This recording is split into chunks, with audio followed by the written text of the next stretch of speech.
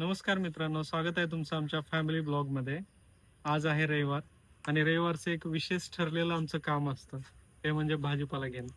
त्याच्यासाठी आम्ही आज जातो. तर तुम्हाला जर सिंगापूरमध्ये भाजीपाल्याचे रेट्स पाहायचे असतील तर तुम्ही आमच्या ब्लॉगमध्ये नक्की बनवून राहा शेवटपर्यंत. ओके, तर आम्ही लोकल मार्केटमध्ये आलो आहोत. आता सध्या रविवारमुळं खूप सारे शॉप्स बंद पण आहेत. इकडे काही शॉप्स चालू आहेत जिथे की फ्रूट्स वगैरे भेटतं. नाही, आय थिंक रेस्टॉरंट आहे.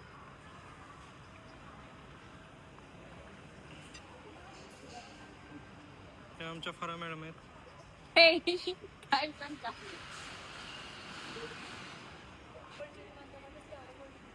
इथे एक गोल्डचं दुकान आहे. त्यानंतर इकडे मोस्टली लोक जेवण बनवत नाही, बाहेर खातात, जसं की दिसत आहे आता. हो,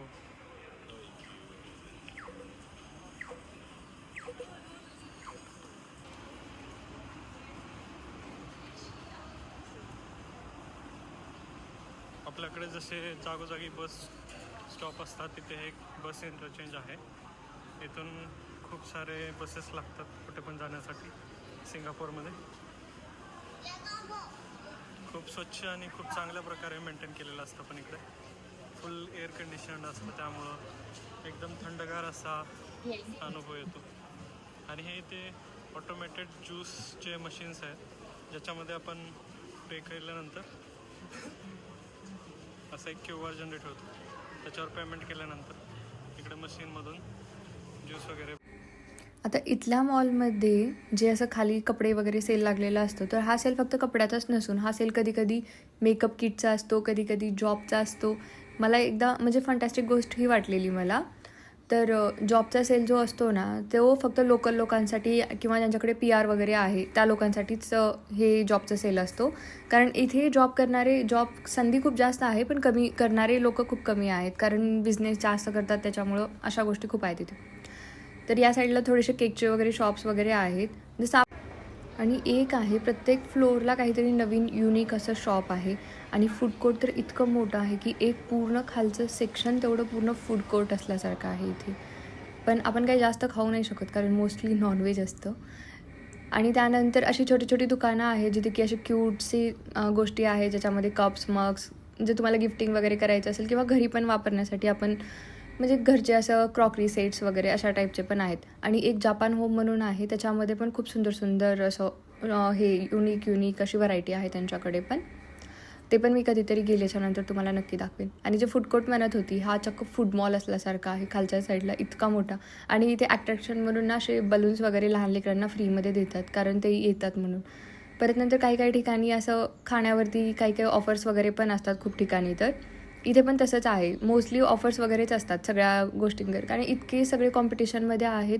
त्यामुळं कोणीतरी आपल्याकडे येईल, अट्रॅक्ट होईल, त्यामुळं नवीन नवीन ऑफर्स काढल्या जातात दरवेळेसच.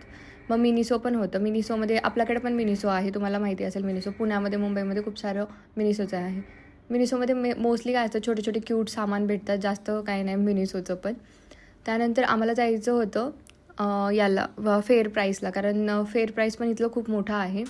आणि इथली एक युनिक गोष्ट सांगितलं तर ना, जे पण पिझ्झा वगैरे असतात ना, आपल्याकडे कसं फुल पिझ्झा घ्यावा लागतो, इथे असं 1 स्लाईस तुम्ही पिझ्झा घेऊ शकतात. Nice idea. कारण तेवढं वेस्ट होण्यापेक्षा एक स्लाईस घेऊन मोकळं झालेलं परवडतं. पण एक स्लाईस पण इथे $4 आहे. $4 म्हणजे आपल्याकडचे डॉमिनोचे 2 पिझ्झे येतील त्याच्यामध्ये, असं.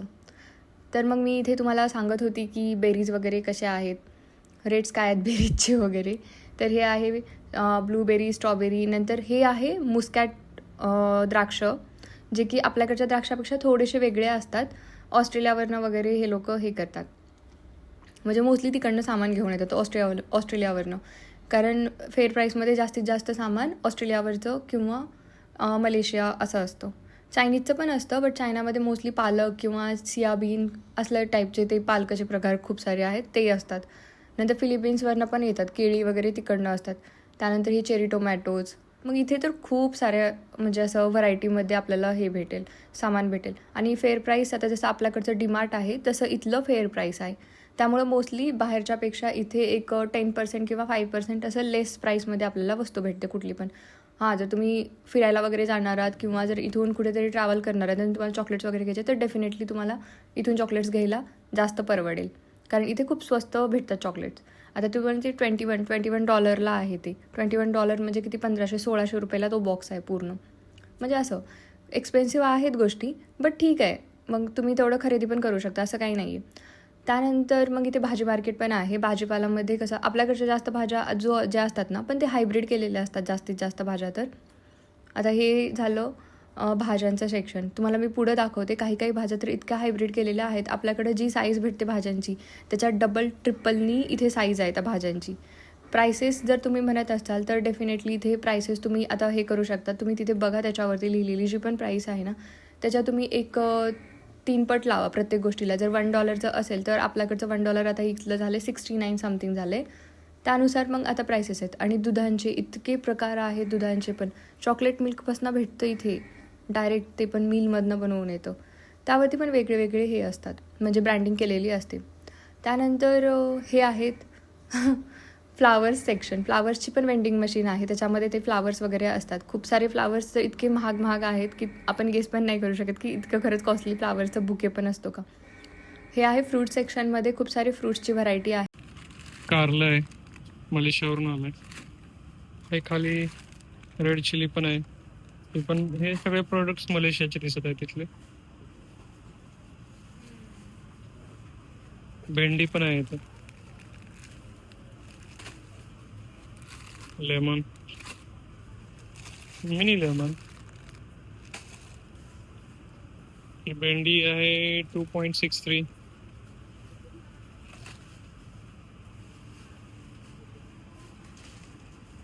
हे बघा, कारला आहे आणि हे पण मलेशियाचं आहे. पण आपल्याकडे कारल्याची साईज आणि यांची कारल्याची साईज किती डिफरन्स आहे.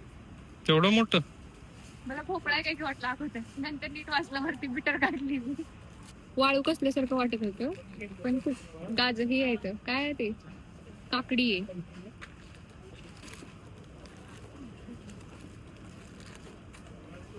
दोडका पण आहे इथे.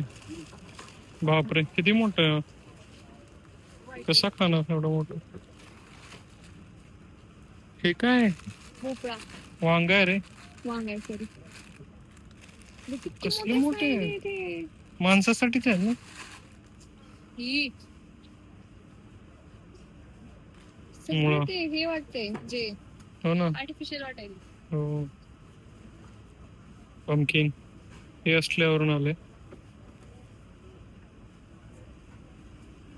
हे इकडे मलेशियावरून आलेलं पंपकिन आहे.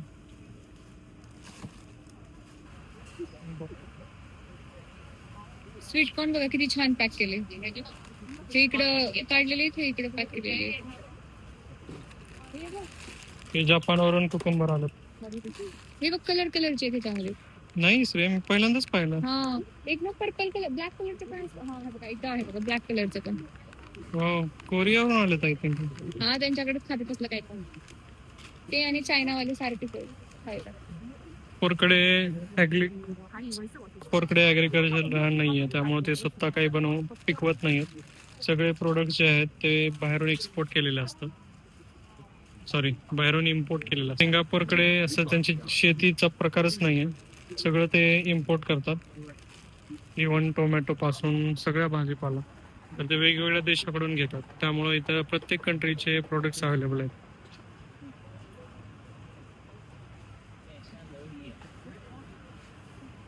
बनाने आहेत, खूप गोड असतात खायला.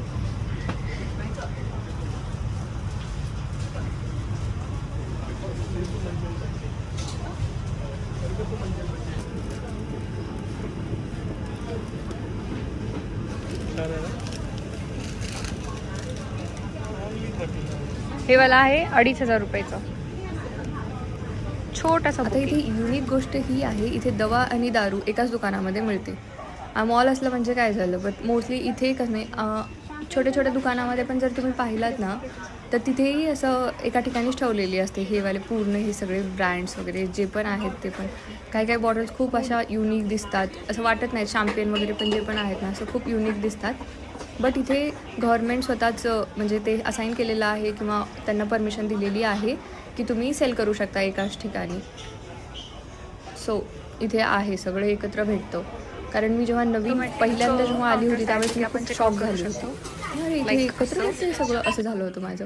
त्यानंतर सेल्फ चेकआउट पण एक इथे आहे. तुम्ही सेल्फ self checkout चेकआउटमध्ये करू कसं शकता. आपण सामान जे घेऊन गेलेलं असतं ते आपण स्वतः माणसाची वगैरे चेकआउट करू आपल्याला शकतो इथे किंवा मग गरज नाही. लाईनमध्ये जर लागून cash जर वगैरे चेकआउट असेल करायचं असेल आपल्याकडे त्याच्यासाठी तर ते खूप पण वेळ इथं लागतो. पे करू शकतात. मोस्टली इकडे कार्ड्स आणि वगैरे यूज counters करतात पण त्याच्यामुळं कार्ड पेमेंट But करायचं mostly कॅश इथे लोकं पेमेंट असंच पण आहे स्वतः पण त्याच्यासाठी ते सगळं कॅश self वगैरे checkout सगळं असलं करतात. पाहिजे. त्याच्यानंतर त्या ट्रेमध्ये टाकलं पाहिजे ते वेगळं.